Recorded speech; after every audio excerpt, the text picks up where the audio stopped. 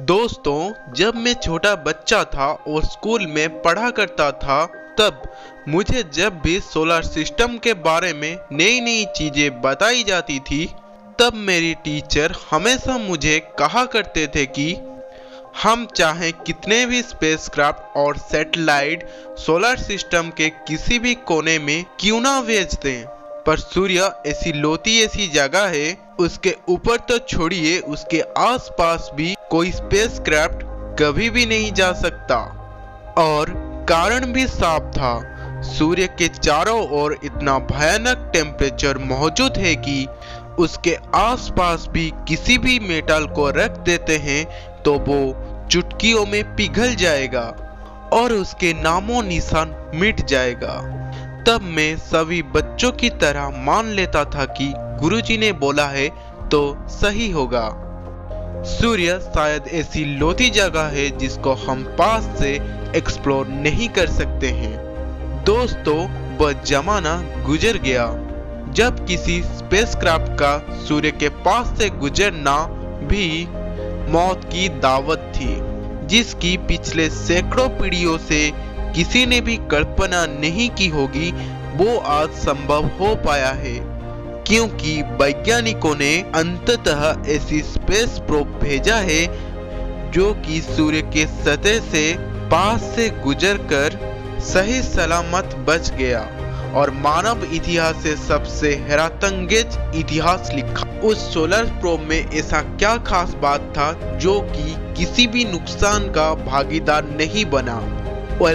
हम इस वीडियो में मानव इतिहास की सबसे अकल्पनीय मिशन के बारे में बात करने वाले हैं। तो दोस्तों, आप वीडियो को बिल्कुल भी स्किप ना करते हुए वीडियो के अंत तक हमारे साथ बने रहिए। तो चलिए शुरू करते ही आज का वीडियो एक छोटे से इंट्रो के बाद।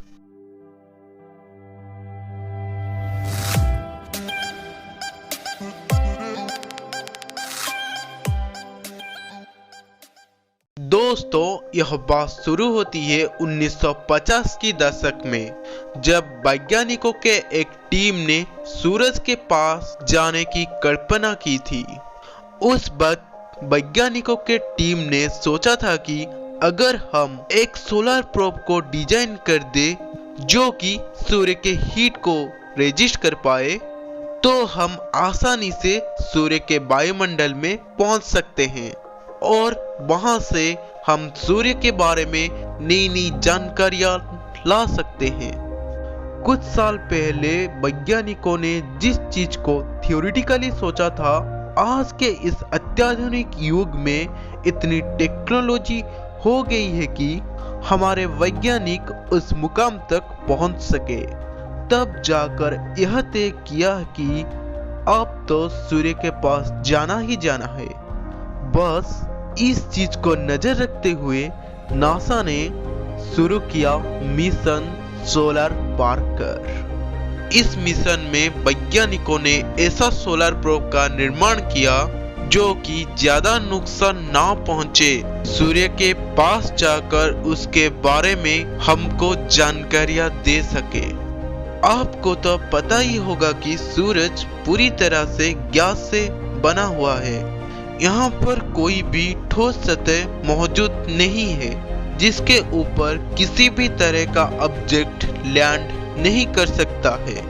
तो अभी आपके मन में यह सवाल आता होगा कि यह स्पेस प्रोब सूरज के कहां लैंड करेगा? दोस्तों, यह स्पेस प्रोब सूरज के कहीं पर भी लैंड नहीं करेगा, बल्कि यह सूर्य के कोरोना को टच करेगा। क्या बोला तूने? अरे नाराज क्यों हो रहे हो?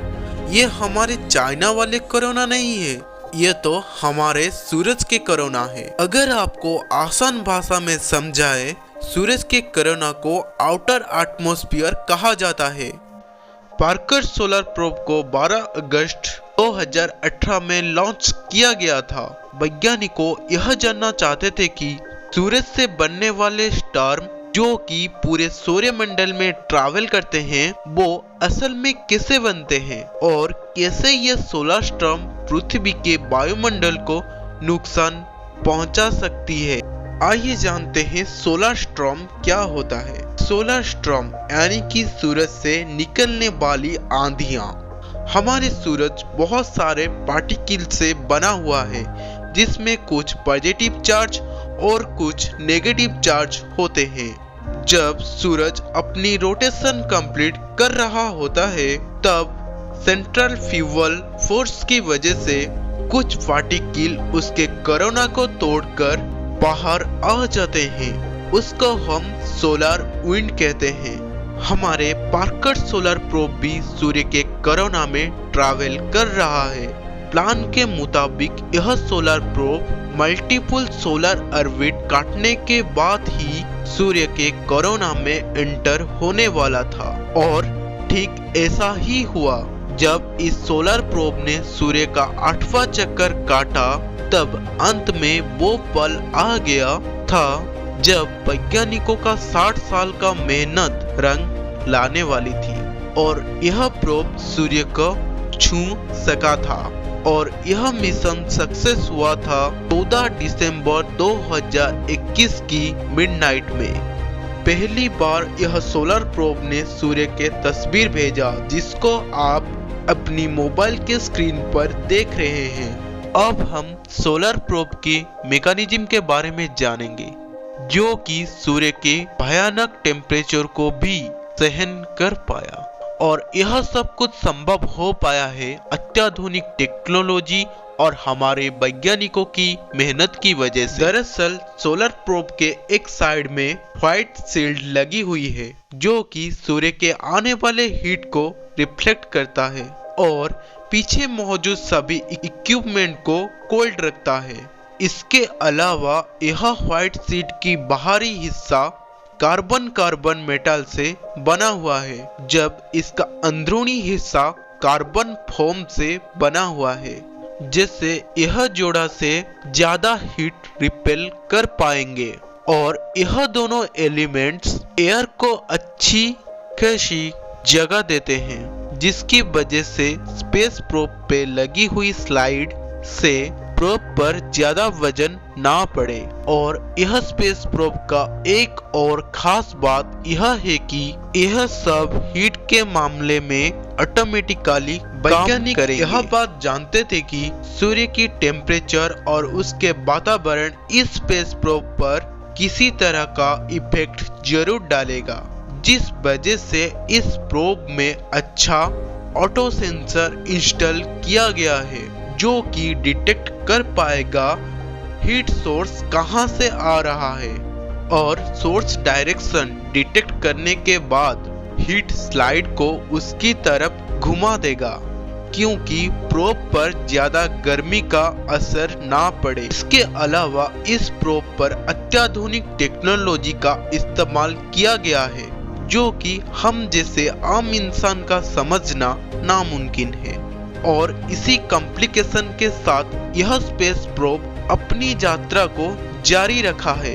अभी तक तो सोलर प्रोब ने नियमित जानकारियां हमारे पास पहुंचाई है, और आगे आने वाले सालों में यह सोलर प्रोब सूर्य के बारे में और भी चीजों का खुलासा करने वाला है। दोस्तों, आज के वीडियो में सिर्फ इतना ही। चलिए आपसे मिलते हैं एक नए टॉपिक के साथ और एक नए वीडियो में। तब तक आप चैनल को सब्सक्राइब कर लीजिए।